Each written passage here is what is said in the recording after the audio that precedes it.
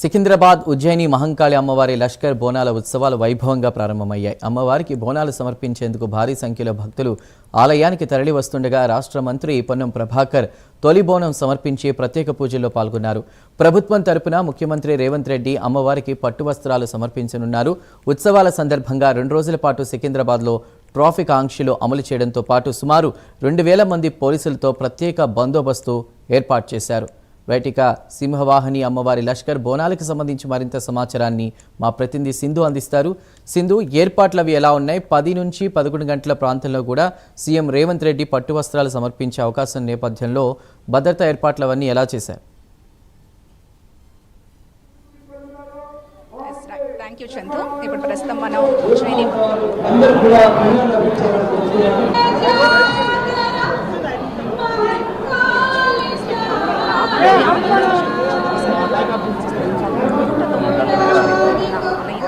So ఈ ఆలయానికి ఇప్పుడు ఇది 3వ వారం, అంటే తొలి బోనం మనకి గోల్కొండ మహంకాళి అమ్మవారి బోనం సమర్పించడంతో స్టార్ట్ అయిన బోనాల జాతర ఈ రోజు 3వ వారం. ఆషాఢ మాసం చూసుకుంటే మనం విజువల్స్ లో మీరు చూడొచ్చు.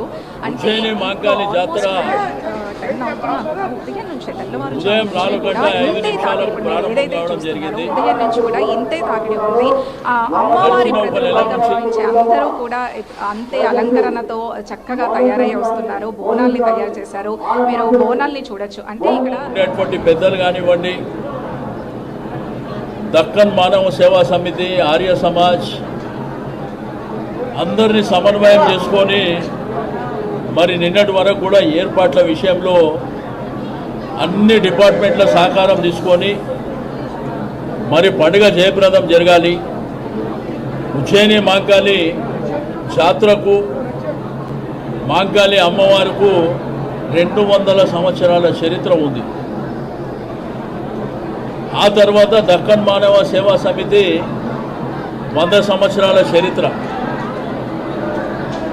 దీంట్లో ఏంటంటే మీకు అందరూ తెలుసు, సమైక్య ఆంధ్రప్రదేశ్ రాష్ట్రంలో 50 సంవత్సరాలు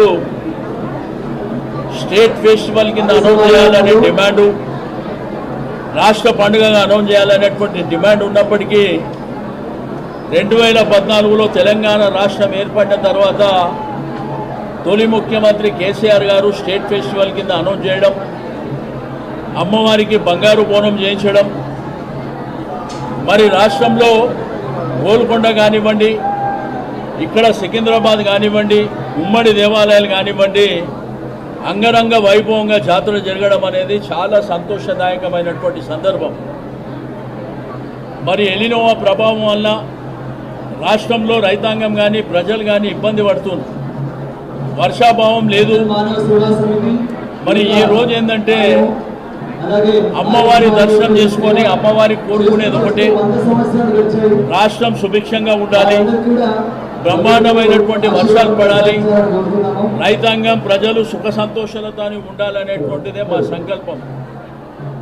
కానీ గడిచిన 30 ఏళ్ళ నుంచి 30 సంవత్సరాల నుంచి నాకు ప్రభుత్వాల ద్వారా వచ్చినటువంటి అవకాశాన్ని ఆ రోజు తెలుగుదేశం ప్రభుత్వం కానివ్వండి, ఆ తర్వాత టీఆర్ఎస్ ప్రభుత్వంలో కానివ్వండి, మరి నేను కీలకంగా ఉండడం మూలాన 30 ఏళ్లలో ఈ పండుగ ఎట్లా జరగాలి, దీనికి అధికారుల కోఆర్డినేషన్ ఏ పద్ధతిలో ఉండాలి, స్థానిక ప్రజల కోఆర్డినేషన్ ఎట్లుండాలి, వివిధ ఆర్గనైజేషన్ల కోఆర్డినేషన్ ఎట్లుండాలి అనేటువంటి మరి కార్యక్రమాన్ని బ్రహ్మాండంగా చేయడం మూలాననే ఈరోజు అన్నీ కూడా కంటిన్యూగా జరిగేటువంటి పరంపర.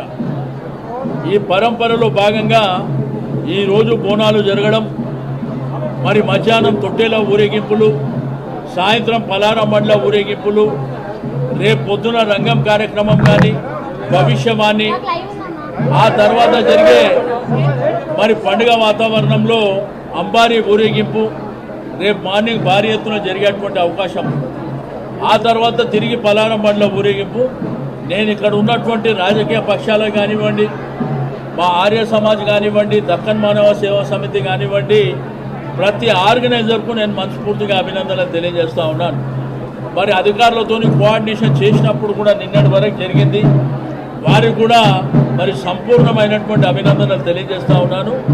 మనం అందరం కలిసి ఈ పండుగని జయప్రదం చేయడానికి మరి అందరం మీ కృషి ఫలితంగానే ఈరోజు ఈ కార్యక్రమం వచ్చేటువంటి బోనాలు ఎత్తుకునేటువంటి మా అక్క చెల్లెళ్లకు దర్శనం చేసుకున్నటువంటి ప్రజలకు ఎటువంటి ఆటంకాలు కలగకుండా అందరూ సంతోషంగా ఉండాలని కోరుకుంటున్నాను.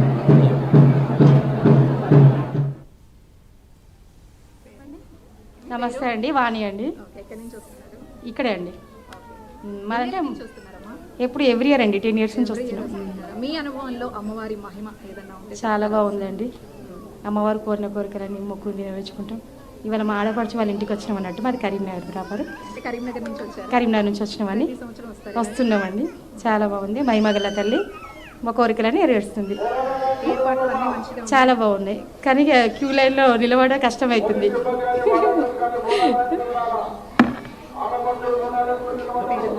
ఇయర్ వస్తామండి మేము.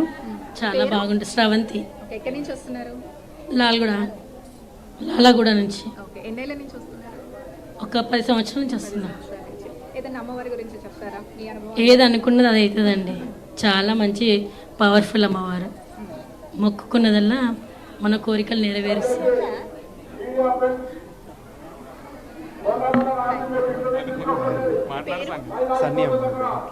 అంటే మీరు ఎత్తుకున్నారు? లేదు, మమ్మీ ఎత్తుకుని చెప్పి తీసుకున్నాను. ఎప్పటి నుంచి వస్తున్నారు? పెళ్ళైనప్పటి నుంచి వస్తున్నాయి, 26. అమ్మవారి గురించి ఏం చెప్తారు? ఇక అంటే అన్నీ మనం అనుకునేవన్నీ తీరుస్తుందన్న నమ్మకంతో చేస్తాం. ఇంకా అనుకోవడానికి ఏం లేదు. ఇక ఆ నమ్మకమే ముందు నడిపియాలి, అంతేగాని ఏర్పాట్లు నేను కూడా మమ్మీ డాడీ లేరు, నేను నా తమ్ముడు గురించి కొట్లాటాలు అవుతున్నాయి. నాది నా ఆస్తి వచ్చేయాలని. ఏర్పాట్లు ఎలా ఉన్నాయి? బాగున్నాయి, చాలా బాగుంది. పేరు అనిత. బాగుంది. ఎప్పటి నుంచి వస్తున్నారు మీరు? ఇక్కడ చాలా ఏళ్ళ నుంచి వస్తాం.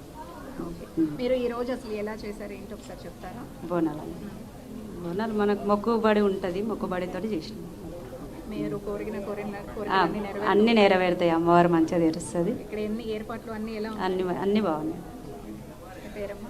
నా పేరు లక్ష్మమ్మ. నేను 45 ఏళ్ళ నుంచి వస్తున్నా. 45 ఏళ్ళ నుంచి వస్తున్నా. ఈ అమ్మని తలుచుకున్నది కాని పని అన్నది ఉండదు. అమ్మ అందరిని అనుగ్రహిస్తుంది. ఆమె చూసిన దేశం అంతా చల్లగా ఉంటుంది. అది నా హ్యాపీ అమ్మ. నమస్తే అండి. రాజేశ్వరి అండి. ఎక్కడి నుంచి వస్తున్నారు? ఇక్కడ సికింద్రాబాదేనండి. ఎన్నేళ్ళ నుంచి వస్తున్నారు? ఇక్కడిగా 10-11 సంవత్సరాల నుండి వస్తున్నామండి.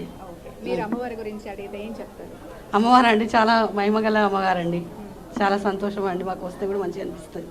ఇక్కడికి వస్తామండి మేము. ఇయర్ కంపల్సరీ వస్తాం. ఇది అమ్మవారి ఇల్లు. ఇక్కడ మాదేమో చిలకల కూడా మా అత్తగారి ఇల్లు. ఏర్పాట్లు అన్నీ ఎలా ఉన్నాయి? చాలా బాగున్నాయండి. కాకపోతే కొంచెం బోనాల తొందరగా పంపిస్తే బాగుండేదండి. కాస్త ప్రాబ్లం అవుతుంది. సరే. ఇది చందు విన్నారు కదా. అంటే ఇది తెలంగాణ రాష్ట్రం నుంచే కాదు, ఇది ఆషాఢ మాసం కాబట్టి ఆడపిల్లలు ఇంటికి తిరిగి వస్తూ ఉంటారు. సో ఈ నేపథ్యంలోనే ఇక్కడికి వచ్చి వాళ్ళ మొక్కులు తీర్చుకునే క్రమంలో బోనాలు కూడా సమర్పిస్తూ ఉంటారు.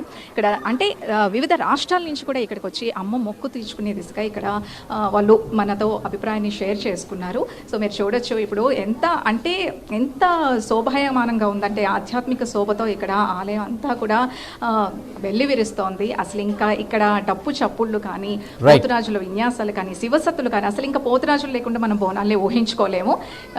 పోతురాజులు అని అంటే ఇక అమ్మవారి సోదరుడిగా చెప్పుకుంటూ ఉంటాం.